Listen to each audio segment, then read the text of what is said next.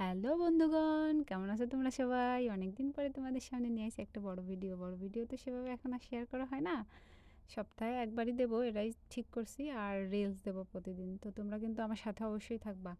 আজকে নিয়ে আসছি আমি শাক দিয়ে মাছ ঢাকাঢাকির একটা রেসিপি। তো চলো শুরু করি। শাক দিয়ে কিভাবে মাছ ঢাকার পরীক্ষায় আমি উত্তীর্ণ হতে পারি সেটাই আমরা করব এখন। এই যে সব মশলাপাতি এখন মাছের সাথে মাখায় নেব। জিরা বাটা, মরিচ বাটা, আদা বাটা, তারপরে সরিষা আর কাঁচামরিচ একসঙ্গে বাটা, গরম মশলা বাটা। সব মশলা আমি আগে থেকে সুন্দর করে রেডি করে রাখছি। আর এই যে মাছ ধুয়ে নিয়ে আসছি সুন্দর করে পরিষ্কার টরিষ্কার করে এখন সব মশলা দিয়ে মাখায় নেব। তো কই মাছে কিন্তু অনেক আল থাকে, এটা জোরে জোরে মাখানোর কিছু নাই, আস্তে আস্তে মাখাতে হবে, নাহলে কিন্তু হাতটাতে একদম কেটে ফেটে যাবে, যেটা আমার হয়েছিল। তোমরা আবার এই ভুলটা করে না। এখন একে একে সব মশলাগুলো দিয়ে ভালো করে মাছের সঙ্গে মাখায় নেব।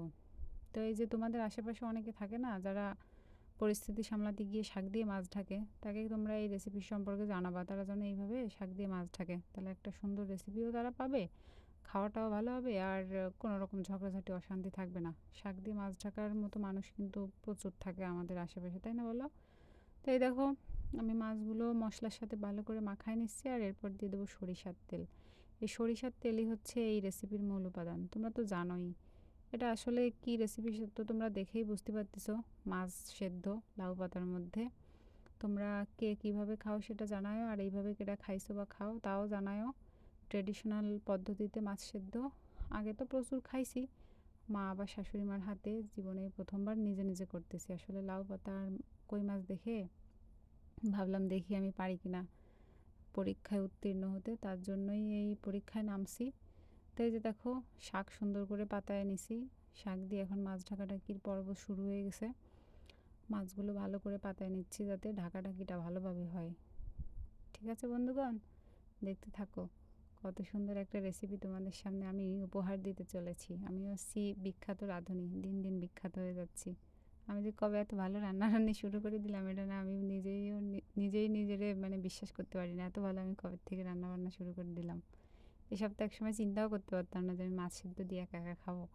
তো এই যে দেখো, সুন্দর করে মাছ মাছ ঢেকে দিচ্ছি শাক দিয়ে, এখন হচ্ছে এটারে বাইন্ডিং করতে হবে। তো এই ব্যাপারটায় কিন্তু আমি বিফল হয়েছি, আমি সফল হতে পারি নাই, আমার হেল্প লাগছে ক্যামেরাম্যানের। তো সে এটা সুন্দর করে বেঁধে দিছে আমাকে, আমি আর পারি নাই। দুইটা টোল্লা হয়েছিল সব মাছের, পুরো মাছটার। তা এখন ভালো করে বেঁধে বেঁধে আমি এখন দিয়ে দেবো ভাতের ভিতরে সেদ্ধ। আমি বসা ভাতের ভিতরে দিছিলাম সেদ্ধটা, রাইস কুকারে হলে একদম পারফেক্ট হয়। তো আমি একদম পারফেক্টভাবেই পারছিলাম, আমার কোনো মশলা কোথাও দিয়ে বের হয় নাই, আর ওই পাতাগুলো ছিঁড়েও যায় নাই, ভালো করেই পারছি। আমি আসলে নিজে নিজে গর্বিত হচ্ছিলাম যে আমি এত ভালো কিভাবে পারলাম।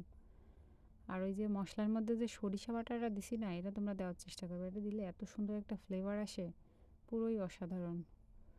তো আমার মাছ সেদ্ধ পুরোপুরি পারফেক্টভাবে আমি পারছি, সফল হয়েছি আমার পরীক্ষায়। তোমরা এইভাবে খেয়েও খুব ভালো লাগবে। এখন তো অনেকে অনেকভাবে খায়, কিন্তু এই ট্রেডিশনাল ওয়েতে খুব ভালো লাগে। এই দেখো, শাকের ভিতর দিয়ে মাছ আমি উন্মোচন করে ফেলতেছি, বেরোয় আসতেছে মাছ। এত সুন্দর পারফেক্টভাবে সেদ্ধ হয়েছে মাছগুলো, দারুণ লাগছিল সত্যি, একদম জিভে জল আনার মতো। তো বন্ধুগণ, দেখো আমার রেসিপি পুরোপুরি রেডি।